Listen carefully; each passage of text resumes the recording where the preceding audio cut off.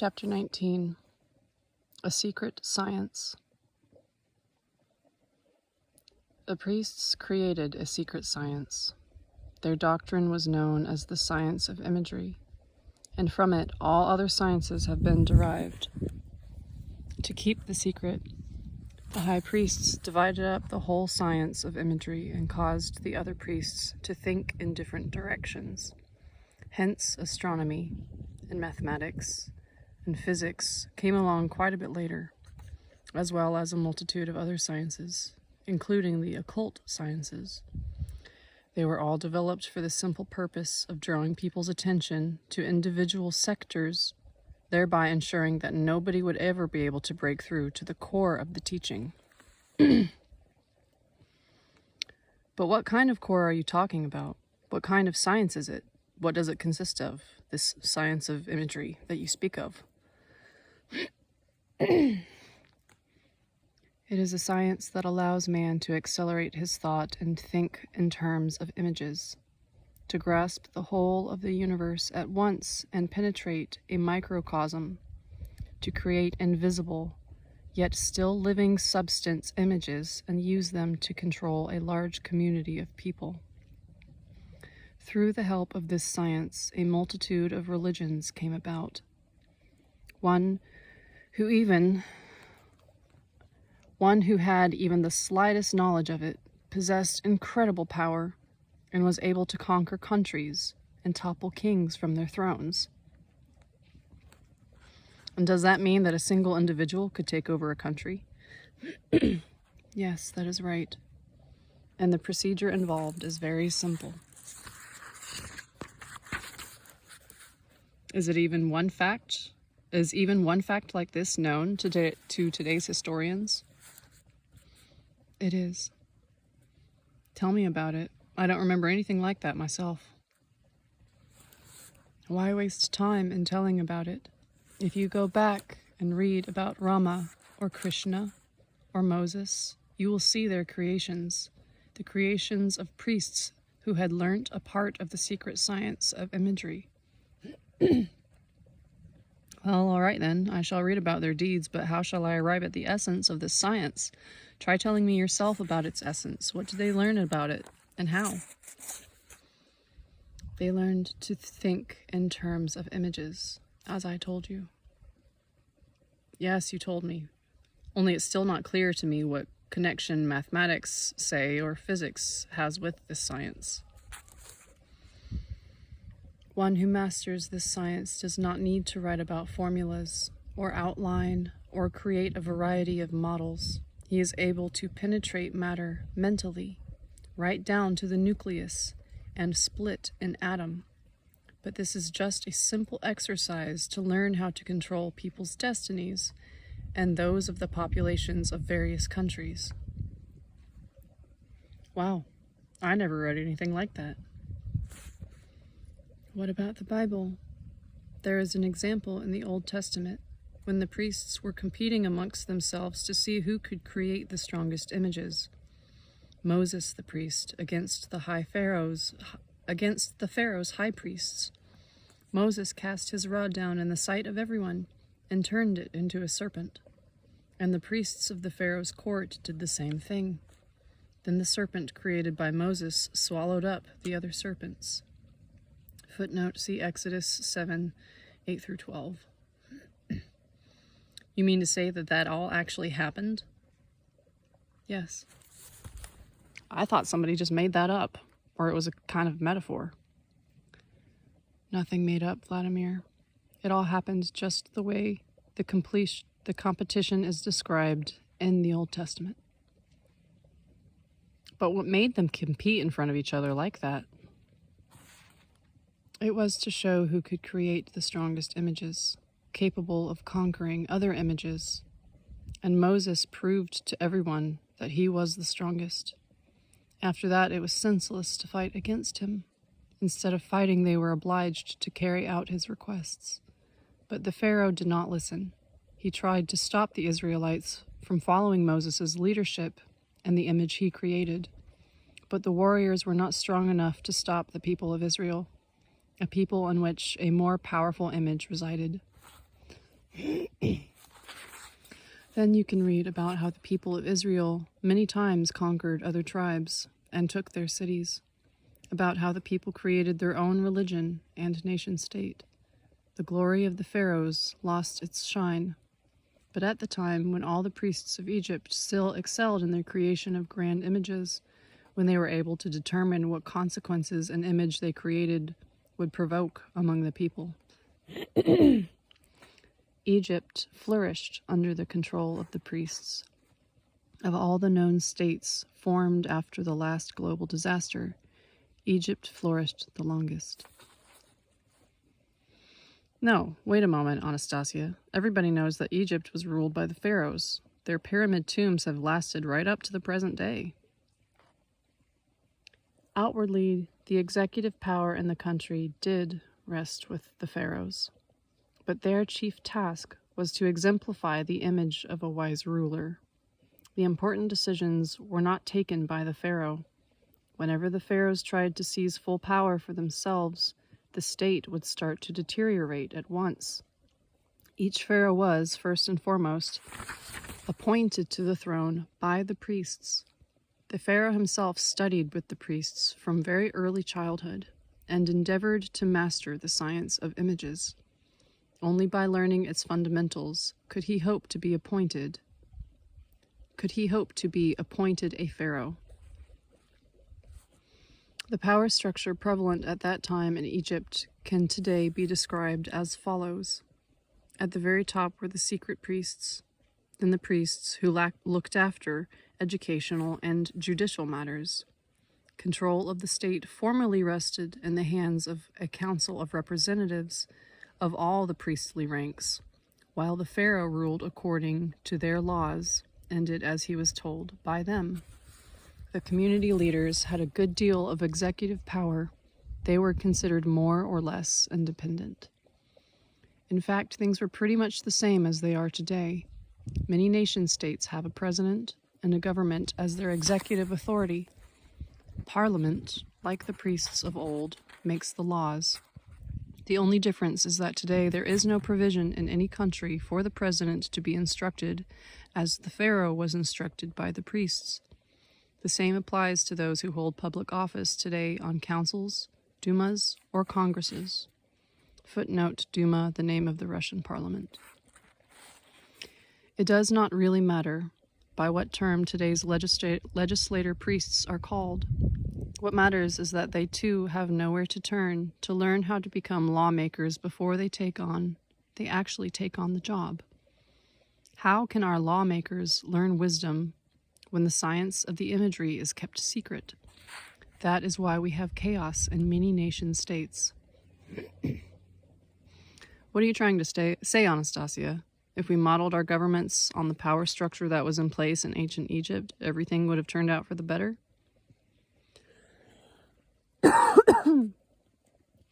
The actual power structure can bring about very little in the way of change. It is much more important what stands behind it. And when it comes to the Egyptian power structure, Egypt was not ruled by it, nor by pharaohs, nor even by the priests. Then by whom? In ancient Egypt, everything was ruled by images. Both the priests and the pharaoh subjected themselves to them. From the ancient science of imagery, a secret council composed of just a few priests took the image of the pharaoh as a just ruler. They took the image just as it appeared at that time. This secret council spent a good deal of time discussing the proper conduct for a pharaoh, his outward trappings and lifestyle. Then they taught one of the selected priests how to exemplify this image.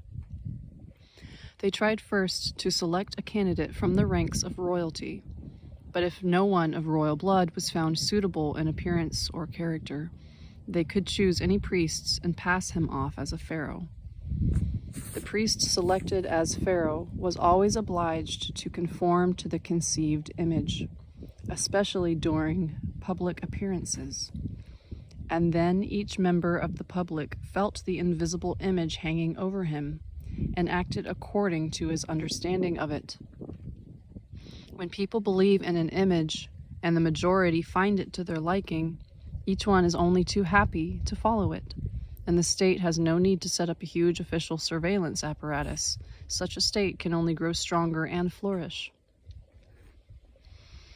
But if that were so, then no state today could get by without images. And yet they do get by, and they are alive and flourishing. Look at America, or Germany, and our own Soviet Union before perestroika was a tremendous state. Footnote: perestroika, the policy of restructuring the economic and political system of the Soviet Union, which led to the collapse of the Communist Party's hold on power and the breakup of the USSR. Without an image, Vladimir, no state can get by, even today. Today it is only the state in which the governing image is the most acceptable to the majority of people that flourishes, compared to other states. Then who is creating this image today? After all, there are no priests around anymore, at least not the kind of ancient Egypt. There are still such priests today, only they are called by another name and have within them less and less of the science of imagery. Today's priests are not able to make impartial and long-term calculations, not able to set a goal and create a worthy image capable of drawing the whole country to that goal. What are you talking about, Anastasia? What kind of priests or images were there in our Soviet Union? Everything back then was controlled by the Bolsheviks. First Lenin, then Stalin was in charge. Then came the other first secretaries. They had the Politburo. Religion was pretty much eliminated back then. They even destroyed the temples. And here you go carrying on about priests. 3 separate footnotes. Bolsheviks, the majority party at the time of the Russian Revolution in 1917. This term is derived from the Russian word signifying majority. First secretaries. Under the Soviet system, the first secretary of the Communist Party was the de facto leader of the country. Politburo, a term derived from the Russian words signifying political bureau, the chief policy-making committee of the Communist Party, responsible to the first secretary. Vladimir, take a closer look. What was there before the state which came to be known as the Soviet Union emerged? What do you mean, what was there? Everybody knows. It was the Tsarist regime. Then along came the revolution, and we went down the path of socialism, at the same time trying to build communism. Footnote: socialism, communism, and official Communist Party pronouncements. The political status quo in the Soviet Union was designated socialism, while the country was in the process of building communism. In other words, working toward the goal of becoming a truly communist state. But before the revolution actually took place, the image of a new and just system of governance with a bright outlook was already circulating among the people, and the old system was being exposed. After all, initially it was the image of a new state that was being formed, along with the image of a new ruler who would be most benevolent to everyone, and the image of everyone leading a happy life. It was images such as these that led people on and motivated them to fight against those who were still loyal to the old images. And both the revolution and the civil war which followed, a war which involved multitudes of people, were in fact a conflict between two competing images. Footnote: Civil War. In Russia, this lasted from the 1917 revolution up to 1922, when the Bolsheviks, or the Reds, finally consolidated their power, defeating the white forces loyal to the Tsar, TSAR. Of course there might well be something in what you say, I admitted. Only Lenin and Stalin weren't images. Everybody knows they were merely human beings who happened to be leaders of their country. You bring up these names, thinking that behind them stood simply people in the flesh. In fact, perhaps if you think about it, you will see that it was very far from being that way, Vladimir. How could it not be that way? I'm telling you, everybody knows that Stalin was a man. Then tell me, Vladimir, what sort of man was Stalin? What sort? The sort. Well, in the beginning, everybody thought him to be kind and just. Someone who loved children. There were photos and portraits of him holding a little girl in his arms. Thousands of soldiers went into battle, crying for the motherland, for Stalin. Everyone wept when he died. My mother used to tell me that when he died, practically the whole country wept, and they placed him in the mausoleum next to Lenin. Footnote: mausoleum, a large marble structure on the Red Square, just outside the walls of the Kremlin, where visitors can still see the embalmed body of Lenin. So that means a great many people loved him and triumphed in deadly conflicts with their enemies. In his name, they dedicated poems to him. But what do they say about him today? Today they say he was a bloodthirsty tyrant and a murderer. He let multitudes of people rot in prisons. They unceremoniously removed his body from the mausoleum and buried it in the ground, and destroyed all the monuments to him, along with the books he once wrote. Now do you understand? You see before you two different images. Two images, but the same man. The same. So what kind of man was he? Can you tell me now? I guess I can't. Can you tell me anything yourself? Stalin as a man corresponded to neither of these two images, before or after, and therein lay the tragedy for the nation.